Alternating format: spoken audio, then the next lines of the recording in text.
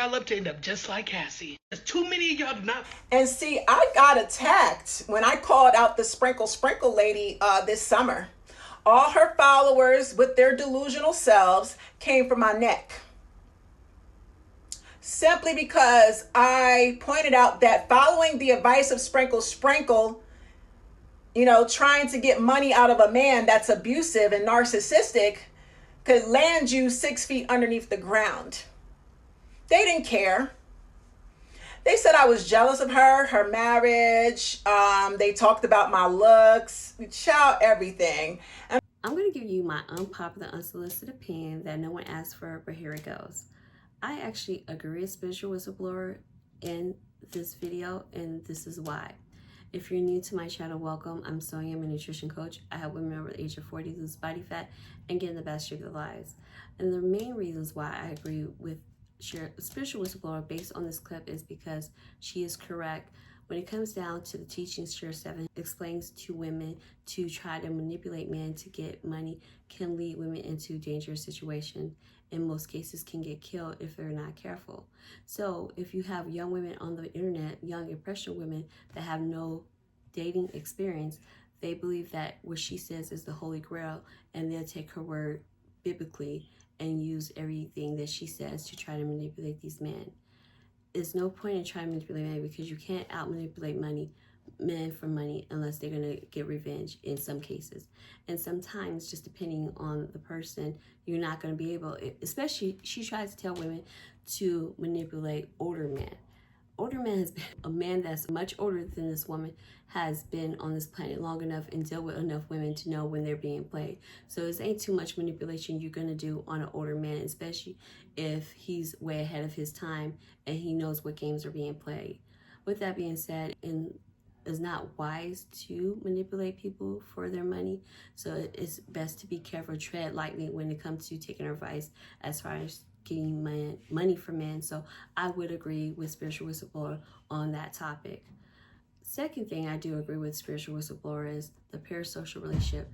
For some reason on this internet, on Beyonce's internet, everybody has their think pieces on how Spiritual Whistleblower is jealous, how she's negative, how she's demonic, and they don't personally know her. They're just going based on the videos that she has made aggressively. And to be honest with you, this is what I see in my perspective.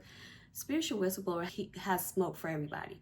She called out Cheyenne, Brian, she called out Ashanti, she called out this celebrity. So the same energy that she had for Share 7, she also has for these other people too, and Kevin Samuel. So everybody can get the smoke, in my opinion.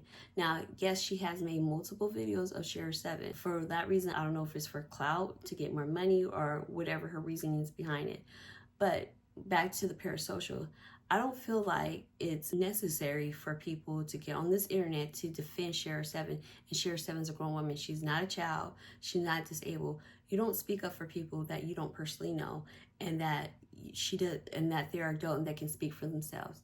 You don't know this woman. You don't know her life. So it's not cool to go out here and speak on her behalf. And people go back on the internet saying that, oh, she's unbothered, she just be minding her business, and she be making videos. Well, she don't have to make videos because you're the ones that's coming out here making videos on her behalf and making all these think pieces and defending her. So why would she have to defend herself when she have flying monkeys to do her job for her?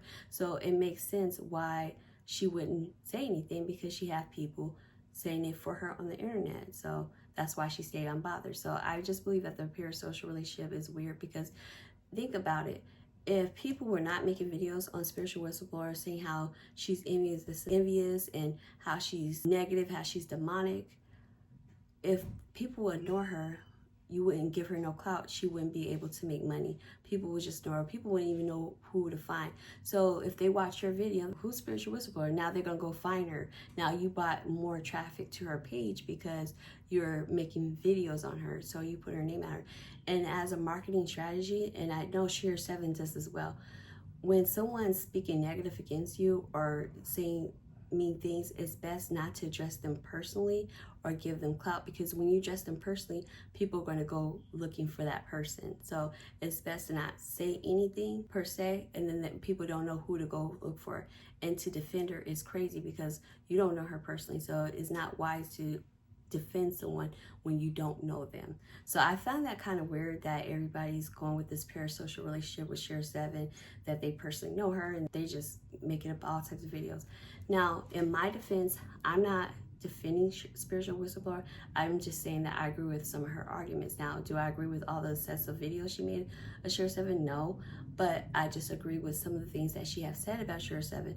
Now, there's some things I like about Share 7, I'm not gonna lie, but in this case, I do agree with her. What she says about Share 7's teachings, I'm in 100% in agreement with that.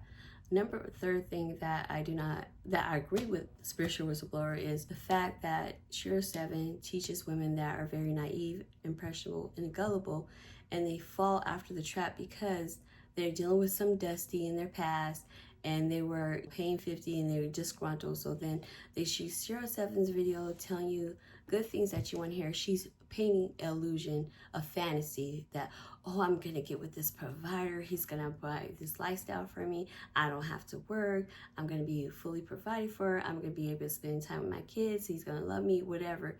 She's providing this fantasy for you guys, and it's not as simple as she makes it seem. You can't go out there and just find a provider that's gonna take care of your bills. It's gonna, if you go to a hotel dressed up, what sense does that make? Just because you go dressed up being pretty or whatever doesn't necessarily mean you're going to attract a provider, because it takes intellect. And like I said in my previous video, most wealthy men marry women on the same caliber, meaning that they marry women that are college educated, that's on the same wealth bracket as they are. Now, I'm not saying men do not go for women with looks, because that's not true. Oftentimes they do find women with good looks or whatever the case might be, but if they're trying to stack their wealth, they usually find women in their same social category. Another thing, like I said in my previous video, and Spiritual Whistleblower pointed this out in her video as well, how she's going to teach you how to get a millionaire when she was not married to a millionaire. Her husband was not even making 6 figures. I did do the research, and according to the court documents, he wasn't making the 6 figures. Now, this is back in 2015. 75,000 equivalent today is 102,000. So I guess that would have been 6 figures back in that time. But who's to say if he was making that money or if his wages increased or decreased during the marriage? We don't know, because she's going to sell you a fantasy. And like I said, she's not living the lifestyle that we think she's living. Just like Kevin Samuels. Now, Kevin Samuels got on this internet and told people he was a high value man and he don't date any woman that's over the size 8. You gotta be a size 4 in order to attract a high value man. And when he died, what happened?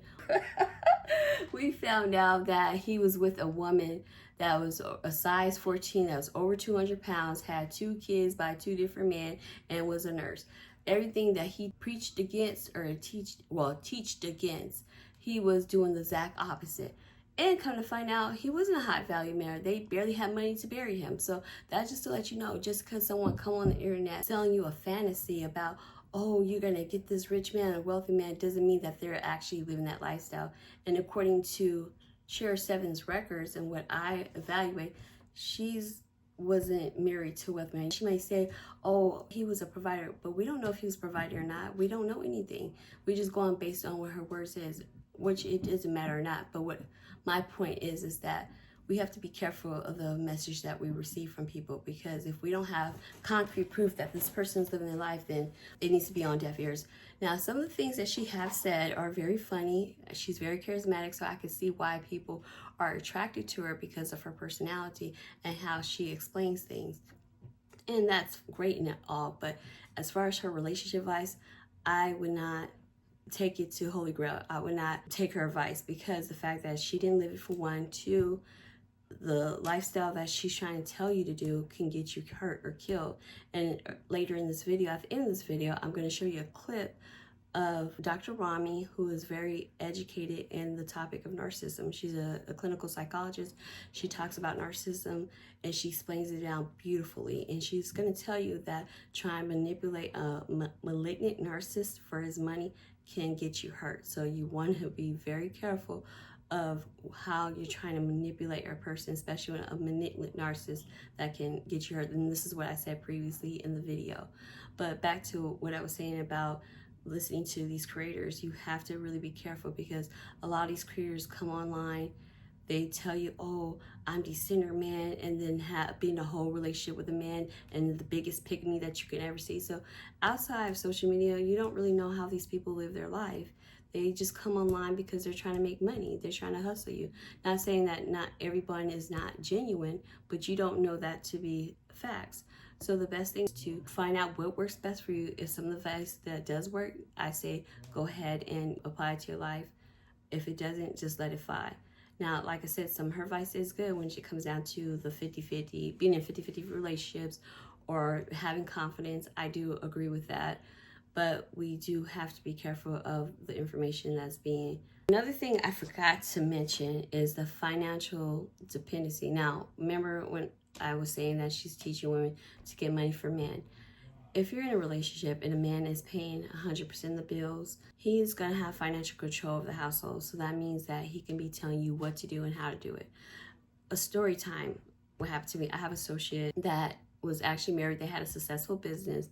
His wife was working as an interpreter. He used to control her money. Even though she was working full-time, he would take her check and control it. So just because you're working in a relationship and you have your own little money doesn't mean that he doesn't have access to it to control it if you're not careful. So you don't want to create a situation where you can be a financial dependent, because the way she's teaching women is a broke, to me, it's like a broke bitch mentality. And the reason why I say this is because broke bitches, and I hate to say this word, saying broke bitches, but they have a mentality is that they will do anything to get money. So that means dating men that they're not attracted to, dating this type of person because they're so destitute to get money that they will date anything. If you have your own money and you invest into yourself, you will attract the person that you're meant to be with, that you really want to be with. You don't want to be with someone just because of their money, because money can come and go. You can be a millionaire today and be poor tomorrow. So just be careful of trying to be financially dependent or getting money from men. You want to make sure that you have your own money, because you don't never want to be in a situation where you're being controlled by finances. And so till next time, thank you for watching. Please watch this clip with Dr. Rami, and please comment and subscribe, and then see you next video. Bye. Malignant narcissistic people whose money really gets weaponized. And here's where we see dynamics like isolation, as well as not just isolation from other people, but also people being cut off from earning. The malignant narcissist will say, and they might even be charming about it, with a little grandiose sprinkle in there saying, no, no, no, I got it, babe, I got it. Like, I'll take care of it. You don't need to work. Like, you stay home. You take care of the house. You take care of the kids. And it all feels all very nesty and wonderful, until the day you realize all that lost Social Security, all those lost wages, and now you're trapped because the money is all theirs. And it's most malignant narcissistic people are deeply controlling about money and will say stuff like, you don't know anything about money. I know a lot about it. Let me manage it. You just sign the tax returns. And over time, you might be signing stuff you don't even know what you're signing. They'll say, I've got it all figured out. It can be really lethal if they have jobs that are in financial areas. They're accountants or in banking, or it just jobs in finance or law. It makes it seem like they actually do understand money. They can also be quite extortionate in how they run through families. Like, things have to be done the way I say or else. They will take advantage of intimate partners financially. These divorces can be downright dangerous. And for many malignant narcissists, when they feel their money is getting threatened, it is not unusual for the level of aggression, the level of heat, and the potential level of harm in the relationship to go up.